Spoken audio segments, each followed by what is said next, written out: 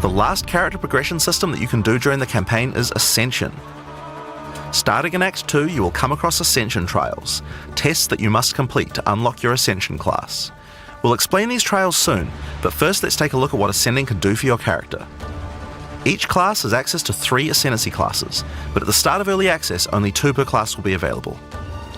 Ascendancy classes are unique to each character class, so choose wisely. They can drastically affect how you build your character. As a sorceress, you could become a Storm Weaver, a master of the elements. Tempest Caller causes elemental storms to be summoned each time you do a critical hit with a spell. With Strike twice, you can stack 2 copies of Shock for more damage, and going deeper into the tree, you can make all your damage types apply Shock. Make a Shock build from any skill. Alternatively, you could become a Chronomancer and command time itself. She literally has the ability to stop time with Time Freeze. Not only that, but she has many other time manipulation abilities. Using Temporal Rift, she can teleport back to a previous location, resetting her life and mana back to what it was. Or with Time Snap, she can reset all her cooldowns and cast all her spells again. On the Warrior, you can choose between the Warbringer or the Titan. The Warbringer channels the might of his ancestors to gain tremendous power. Using Answered Call, you can summon ancestral spirits linked to each of your totems. With Jade Heritage, you can encase your body in a protective layer that absorbs all damage until it breaks. Warcaller's Bellow allows you to explode the corpses of your enemies. And with Great Wolf's Howl, you can ignore the cooldowns of your war cries. Let all that anger out. The Titan class is all about hitting big. With Earthbreaker, every slam is a chance to create an aftershock. With Crushing Impacts, every hit becomes a crushing blow, which will allow you to stun your enemies with ease. With Surprising Strength, you can take advantage of stunned enemies to deal 40% more damage. As a ranger, you might choose to be a Deadeye, an expert markswoman who can take down foes with style. With Endless Munitions, every attack gains an extra projectile. With Gathering Winds, she gains a small increase to movement speed with every attack, but be careful, she loses them when getting hit. With Eagle Eyes, she will never miss, allowing you to stop wasting all those passive points on accuracy. Alternatively, you could become a Pathfinder, the master of flasks and poison. She can choose from one of several throwable concoctions, allowing her to spend her flask charges to throw explosive bottles that deal various types of damage. A bleeding concoction will make your enemies bleed, while a fulminating one can shock your enemies, allowing you to do extra damage. Contagious Contamination allows her to spread poisons between her foes, while Overwhelming Toxicity doubles the number of stacks they can be infected by. Running Assault allows her to move much more quickly while firing, while Relentless Pursuit makes her totally immune to being slowed by enemies. The Witch can ascend into the Infernalist or the Blood Mage. As an Infernalist, she can summon a loyal Hellhound companion. The Hellhound sets enemies on fire, as well as taking a percentage of the damage if the Infernalist gets hit. With Pyromantic Pact, you can turn your mana into Infernal Flame. As you cast more spells, the flame builds up, and if it overflows, you'll take damage. Using Bringer of Flame, you'll want to make sure you keep the flames topped up. While your Infernal Flame is above 30%, all damage from you and your minions will ignite enemies. She can also transform into a literal demon. While in demon form, she takes an increasing amount of damage, but her cast speed and damage increase rapidly as well. So if you're planning on transforming into a demon, make sure you stack a lot of life recovery. She can also become a Blood Mage, a master of life and energy. All Blood Mages must pay the price of making skills cost life as well as mana, but in exchange, every monster they kill will drop life remnants, which allow them to quickly gain back that life.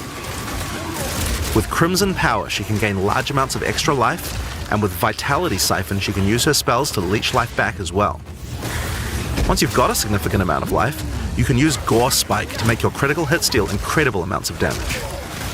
A monk who is in tune with the elements might become an Invoker. With Elemental Expression, the Invoker will create waves of elemental power each time he does a critical strike. With Faith as a choice, you gain the ability to meditate, allowing you to double your energy shield. Choose between I am the Blizzard or I am the Thunder to specialize in cold or lightning. And I Shall Rage will allow you to turn into an unbound avatar. Each time you apply a status ailment to an enemy, you gain Unbound Fury. When you have enough, transform into an avatar to deal way more damage and inflict even more elemental ailments. Some monks choose to reach into the darkness instead. The Acolyte of Chayula can exchange their mastery of spirit for darkness, a resource that can be utilized to both absorb and deal damage. The Shroud of Darkness will protect you from all damage incoming, but if you take Grasp of the Void, you will deal extra chaos damage from all the darkness you have. Their Dark Pact offers greatly increased resistances to chaos damage and can allow their mana leech to not only happen instantly, but apply to their energy shield as well. Another node you can take is Waking Dream, which allows you to see into the domain of the Breach Demons. There you will see the Flames of Chayula that can be taken to gain life, mana, and damage. The Mercenary has a job to do, but which job suits you? You might choose to become a Witch Hunter.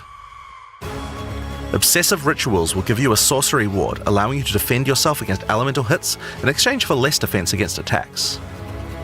With Zealous Inquisition, your enemies have a 10% chance to explode on death. The chance is doubled against demons and undead. With Judge, Jury, and Executioner, your initial hit against enemies can deal up to 30% of their life and damage, if you're lucky. This is great for hunting powerful bosses.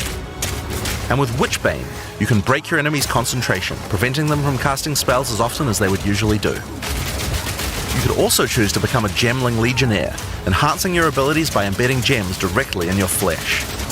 Integrated Efficiency will give you extra skill slots. Thermatological Infusion gives you extra maximum resistances as you sock up more and more support gems. Adaptive Capability allows you to use any color of gem without worrying about attributes, while Crystalline Potential adds extra quality bonuses to every gem socketed into your character. So those are the Ascendancy classes for the start of Early Access, but one thing we haven't talked about yet is how you ascend in the first place. Ascension in Path of Exile 2 requires completion of one of the Great Trials, which you'll find as you progress through the campaign. Each one is associated with one of the major cultures of Rayclast. Located in the Vasteri Plains are the Maraketh, a culture of rich tales and brutal traditions, who must do whatever it takes to survive in the desert. The highest position in Maraketh culture is a Sekima, and it is not a title given freely. All aspirants must complete the Trial of the Sekimas, a grueling gauntlet that will test their strength, will, cunning, and patience. To enter, a warrior of the Maraketh must prove their worth by trapping the soul of a djinn in a coin, and you are no different. Once you have earned your coin, it may be placed on the relic altar to begin the trial.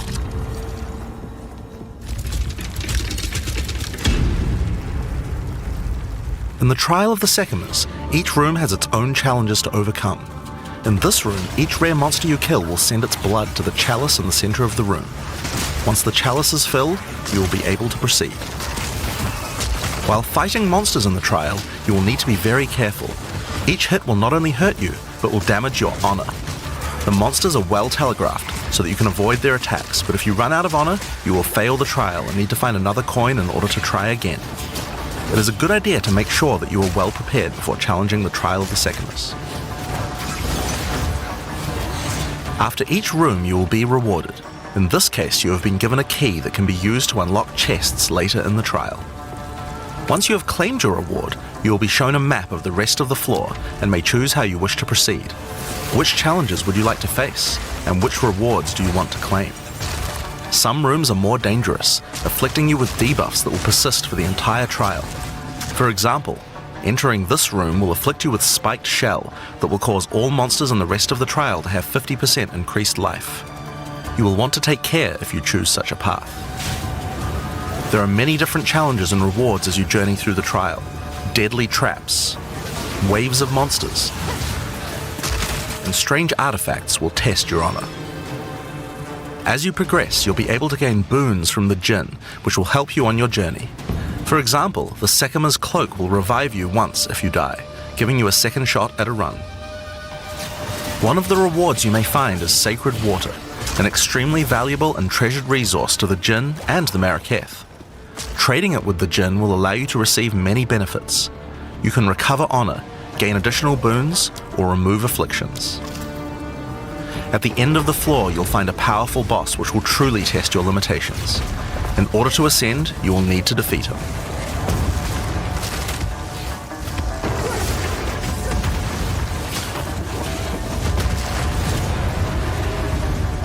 Having defeated the boss, you've earned the right to ascend, but first, the loot. The keys you have found may be used to open the various treasures in the vault at the end of the floor. We only have a single bronze key, so we'll just have to open one of these small chests. If you want to open the better ones, you'll need silver or gold keys. Let's use the Altar of Ascendancy. Your first ascension will allow you to pick your class and grant you 2 points to use in the tree. Now there are more floors and many more rewards that can be found within the Trial of the Secumers, but we'll save that for the section on the endgame. For now, let's talk about the second ascendancy trial, the Trial of Chaos. In Path of Exile 2, you can choose whichever trial you like to earn your ascension. Each culture on Rayclast had their own methods to ascend. If the Trial of the Secumers is not your kind of playstyle, or you're finding it too difficult, you could try another. You can gain all your ascension points from just one, or mix and match them. It's up to you. For early access, we will have 2 trials as options, with a 3rd trial coming later for the full release. While exploring the Vaal jungle, you'll discover the Temple of Chaos. Before the Vaal embraced the science of corruption, their civilization worshipped chaos. This ancient trial was once used by the Vaal to test their high priests. A high priest of the Vaal must show willingness to risk everything to gain power. Entry to the trial requires a token from a strange entity known only as the Trial Master. For those in which he sees potential, he shall inscribe an ultimatum. Many have attempted these trials in search of greatness. Most have perished. Will you be able to defy the odds? Before you begin each chamber, the Trial Master will offer you a reward and a choice. Choose one of 3 tribulations to affect you through the rest of the trial. These modifiers might beef up the monsters, curse the player, or add environmental hazards like turrets or trap runes. In this case, we'll be picking shocking turrets. As you enter the room, the Trial Master will fill it with hazards to test your commitment. In this case, you must destroy all the monsters that fill the room, while dealing with the lightning projectiles from the shocking turrets.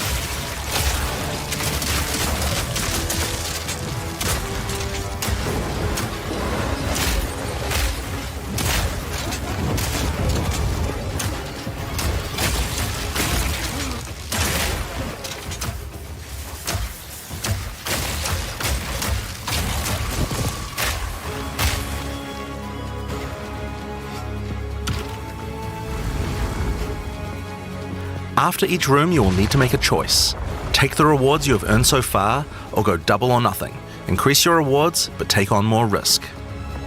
Each tribulation you add is minor on its own, but they quickly stack on top of each other and can become overwhelming. There are many types of chambers in the trial. Each will test your resolve in different ways. This one simply requires you survive for a certain amount of time. Another requires you to escort the stone idol through the level as elevators full of monsters descend to attack you. Should you be able to get through the first 3 chambers, you will face your first boss. The order of the bosses is random, and combined with the tribulations you have selected, the fight will never feel the same. After defeating the boss, you may claim your rewards. Of course there are the items, but you also gain the right to ascend. If you already did the Trial of the Secumers, then you can claim 2 more points to add to your ascendancy class. Now it's possible to go much deeper. There are more bosses, rewards, and risks to take, but we'll talk more about that when we get to endgame.